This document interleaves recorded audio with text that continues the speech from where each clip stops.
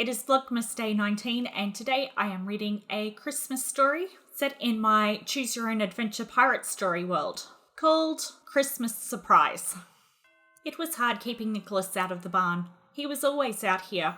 He'd curl up next to the horse with a cat or two in his lap, surrounded by chickens as he read. A perfect life to Nicholas was surrounded by animals and books. Hopefully Mother would keep him busy with setting up the house for Christmas. Both sets of my grandparents were due to arrive tomorrow. I wasn't even close to finished when I heard the barn door open. I pouted when I saw my husband. Nothing was ready for him yet. He looked at me and then looked at the old cart that I was cleaning. "That is too exposed to the cold air for your grandparents," Nicholas said.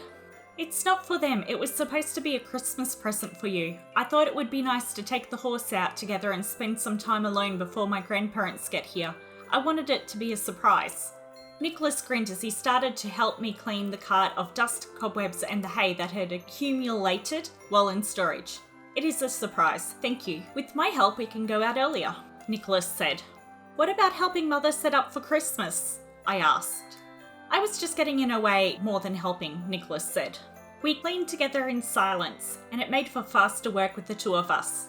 "I'll get Chestnut," Nicholas said when our cart was fully cleaned. "Not yet, the cart isn't ready yet," I said. "Can you go back inside for an hour? I still want how the cart looks to be a surprise." "Do you have food or anything like that planned?" Nicholas asked.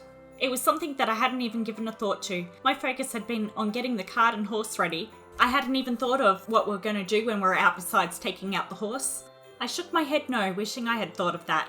"I'll go get something from the kitchen, and when I return I'll be dressed for our evening out together." He pecked me on the cheek. I hadn't thought of an outfit either. I was sure my mother had something picked out for me already.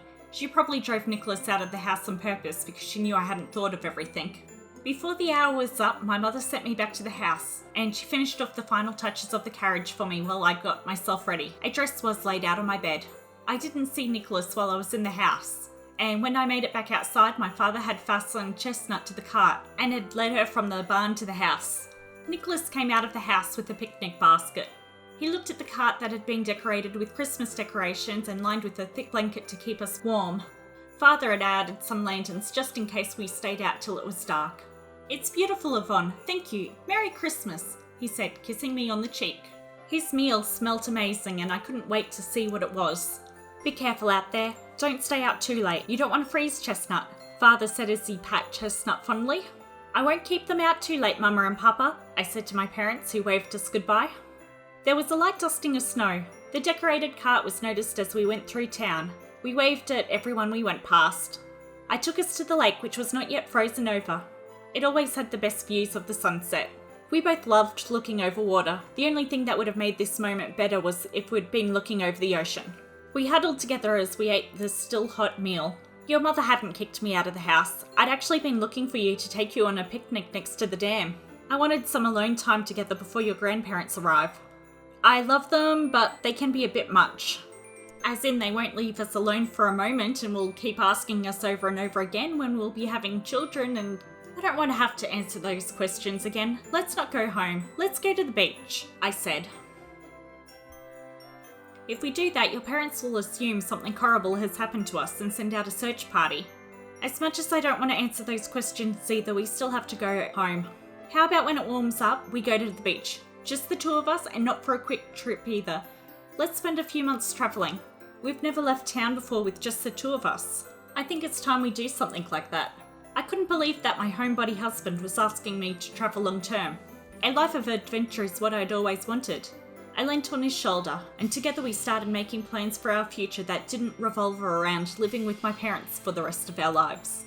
It was a good thing that Father packed lanterns for us. Before we knew it, the sky was dark. We had spent hours talking about our shared future together. A future that we got to decide for ourselves and wasn't dictated by our parents. "Won't you miss reading in the barn while we're travelling on the road?" I asked. "I'll still get to read while we're travelling. It doesn't matter where we are, as long as we're still together and safe and well. It's not like it's forever. We'll make sure we're home in time for Christmas."